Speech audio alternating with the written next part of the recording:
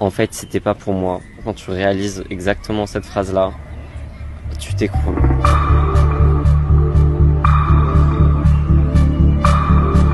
Je pleurais toute la journée, j'étais au bout de ma vie. Le pire dans tout ça, c'est que je l'ai voulu, tu vois, et je m'en voulais énormément de l'avoir voulu. Mais en plus, quand t'as changé toute ta vie, de A à Z, toutes tes relations, quand t'as modifié ton corps, tu t'es fait opérer, tu t'es fait enlever la poitrine, tu te rends compte que finalement c'est pas ça que tu voulais et que t'auras plus jamais le corps que t'avais avant, la voix que t'avais avant. T'avais déjà tout remis en question une fois, tu te sens bête. La dernière chose que tu veux, c'est de te dire à un moment donné, je me suis trompé, j'aurais pas dû faire ça. Et moi aussi, j'étais sûr de moi. Hein. C'est très bien sur les réseaux sociaux qu'on ait accès à plein d'informations sur comment ça se passe la transition, les effets que ça fait à ton corps, à ta tête, comment tu gères ça au quotidien, comment tu gères ça avec tes proches, etc.